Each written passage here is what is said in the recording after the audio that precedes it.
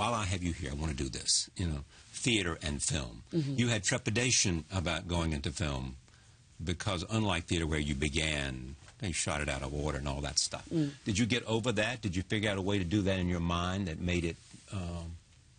You have to think like a child. And I mean, I think it's where having children actually help. You have to have... I remember being on set. I made a film years ago called Oscar and Lucinda, which Jill Armstrong directed, and Ralph Fiennes was in it. And he was about to go off and play Ivanov. And so he was reading a whole lot of Russian novels in between takes. I thought, how could he do that? Yeah. Because I have to be so focused on, what it is that I'm doing, because it's all out of sequence. But there's somehow, you have to have the ability in film to switch on absolutely and switch off absolutely. So you have to remember the sort of the narrative of the work. If it's a film, the beginning to the middle to the end, and where this places it in, but you always have to keep in context where you're supposed to be at that moment in that narrative. Yes, I mean, that's where, say, for example, working on something like Blue Jasmine, because the script was so impeccably structured, even though there's not a lot of on-set dialogue with Woody about it, I just had to do a lot of pre-planning about, because obviously she's on a cocktail of Xanax and alcohol, and you had to know when she was on it, when she was off it, and strangely, a lot of that charting for me comes in your costume and your wardrobe fittings, because you've got to work out.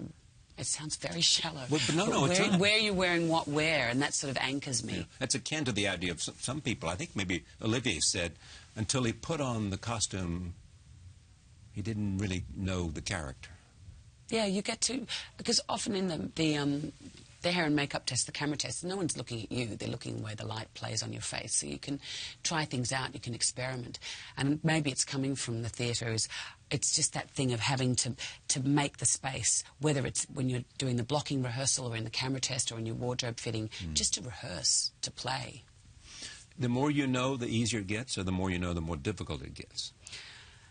I think the more you know, the more difficult it gets. And I think once you've arrived at a certain place, or are perceived to have arrived at a certain place, I think it's harder and harder to keep taking those risks. Because you're playing against yourself?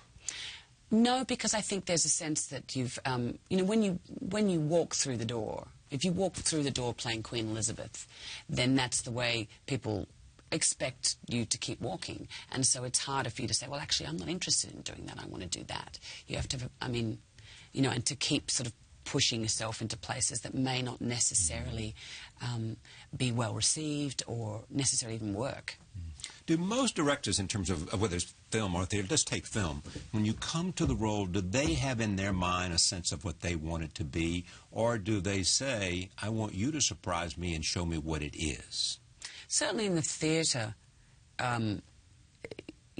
it's before I was ever in a rehearsal room, I thought you were told where to stand and what to do. Right.